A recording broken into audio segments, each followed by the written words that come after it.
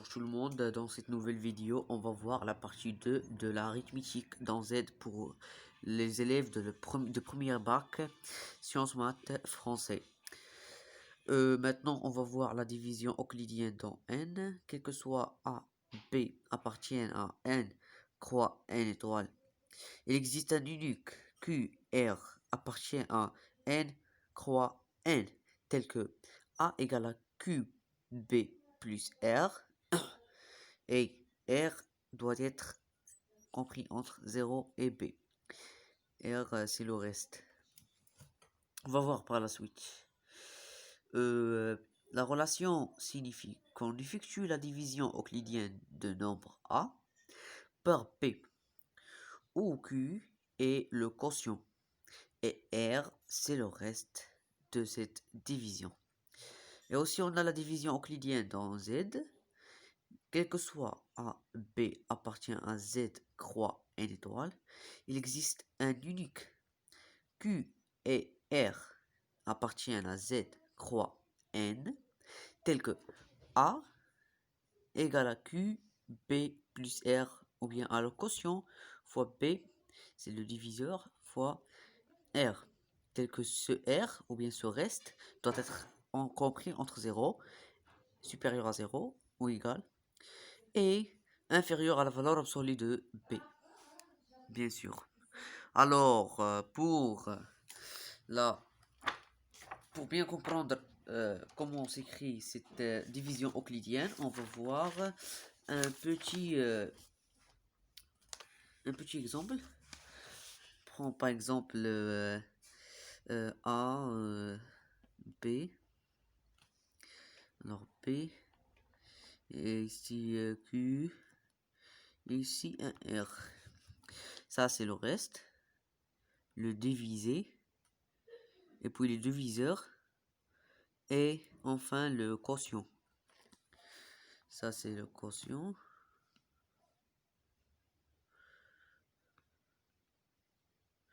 Et puis ça c'est le diviseur. Le reste.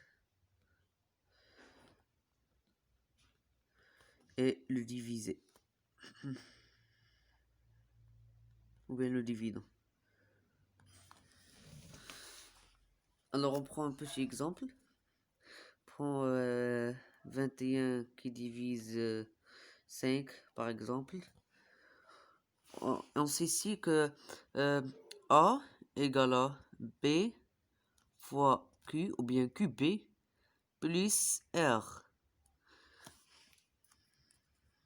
Vous pouvez voir ici. Et aussi on a pour l'exemple la même chose. Fois 4 ça veut dire 20. Ça reste 1. 1 est supérieur ou égal à 0 et inférieur à 5. Comme vous pouvez voir, c'est inférieur à 5. Ça, c'est la division en n. On a pris des nombres qui appartiennent à n. 21 et 5. Alors, 21 égale à 5 fois 4 plus 1. Comme cette formule.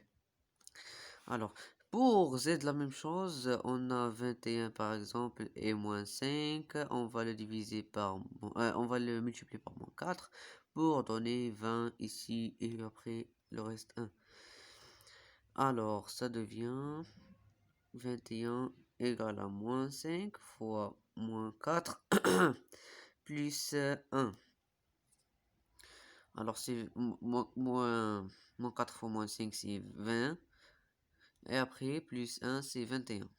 La même chose. C'est une équation qui est vérifiée, oui. On a dit la même chose pour Z et N. On peut le diviser par un nombre qui est négatif. On a dit que inférieur à la valeur absolue de B. On voit ici que 5, ou bien 5, ou bien le reste, 1, il est supérieur ou égal à 0, et inférieur à la valeur absolue de B. La valeur absolue de moins 5, c'est 5. Il est inférieur à 5. 1, inférieur à 5. Alors, on va passer après à les exemples. qu'on va les faire après les exercices. Maintenant, on va voir les nombres premiers comme la troisième partie. Définition, on dit que D est un diviseur propre de A si D divise A et D est différent ou bien n'appartient pas à -1 et -A. On a une deuxième définition de les nombres premiers. On dit qu'un nombre premier relatif P, on dit qu'un nombre entier relatif P est premier s'il n'admet pas, s'il n'admet pas de diviseur propre.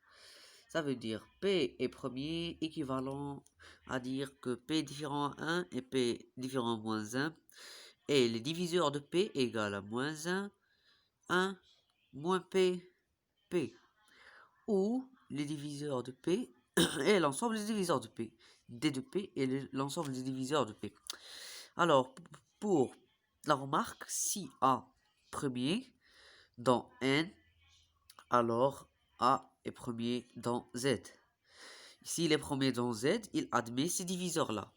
-1, 1, moins PP. Si il est premier dans N, il admet deux diviseurs, non plus. C'est 1 et P. Maintenant, on va voir la deuxième remarque, c'est A n'est pas premier.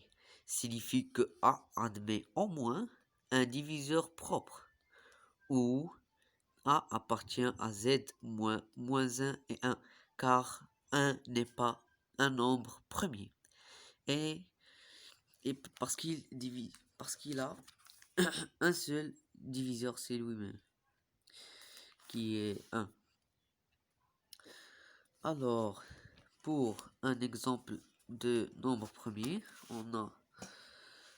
il n'y a pas une formule qui nous caractérise toujours les nombres premiers. On peut juste les compter. On a 2 est le seul nombre pair est premier. Les autres sont les impairs ne sont pas tous premiers. On a l'exemple suivant. 3 est premier, 5 n'est pas premier car il est divisible par 5 aussi. 5 divise 5. Non, alors 5 c'est premier. Ce n'est pas 5. Ce sont les multiples de 5. On va voir par la suite. Et aussi les multiples de 3. Les multiples de 3 comme, on va voir. 9, 5. Ici aussi c'est 7 est premier. Et après 8, 9 n'est pas premier car il est divisible par 3. 3 divise 9 et on a 9 divise 9 et 1 divise 9. Alors il a plus que... Et aussi on a -3 et puisqu'un nombre le divise, alors le négatif ou bien le bar de 3 c'est -3, il divise aussi 9. On a aussi 9, alors on a dit qu'il n'est pas ce n'est pas un nombre premier. On a aussi 11, nombre premier, 13, 15 non, car il est divisible par 5. Il est l'un du multiple de 5 et de 3 en même temps. Alors, on a 17 premier, 19 est premier, et 21 n'est pas premier, car il est divisible par 7 et aussi par 3. Alors, vous continuez comme ça, et vous pouvez trouver tous les nombres premiers. Alors on a dit que 2, le seul nombre pair qui est premier. Et 1 n'est pas premier car il a un seul diviseur. Le nombre diviseur de 1 c'est 1. Non, on a 1. Alors ça pour... on a vu les diviseurs, la division euclidienne dans N et dans Z. Dans N, il y en a juste les diviseurs qui sont positifs et qui appartiennent à N. Et dans Z, on peut avoir les diviseurs positifs et négatifs. On a les diviseurs de 1, c'est 1 et -1 si on parle de Z. Et si on parle de N, on a juste 1. Alors maintenant, on a pu différencier entre la division dans n et la division dans z. Vous allez comprendre bien dans les autres, dans les exercices qu'on va faire par la suite, Inch'Allah. On a aussi le nombre de premiers ici. On a parlé comment savoir qu'un nombre est premier. Alors, il doit être divisible par moins 1 et 1 et lui-même et le côté négatif ou bien positif de son entier qui appartient à Z. Ça, c'est dans Z. Et aussi, la même chose qu'on peut faire pour 1. On dit qu'un nombre aussi premier relatif, comme on a dit, si les diviseurs de ce nombre égale à moins 1 ou bien moins pp, tel que ce nombre doit être différent à 1 et différent à moins 1, car on parle de Z. On a vu aussi les remarques suivantes, qu'un nombre n'est pas premier, admet au moins un diviseur propre. Et si A il est un premier dans N, alors il doit être un premier dans Z, car c'est juste on a changé l'ensemble. Pour cette séance, on a terminé la partie numéro 2. Dans la partie numéro 3, on va voir concurrence de modulo N. Après le PJCD et le PPCM et la décomposition en produits de facteurs premiers.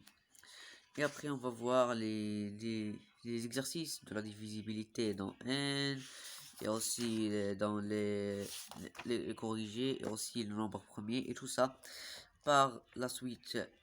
Je vous remercie pour votre visionnage et à bientôt.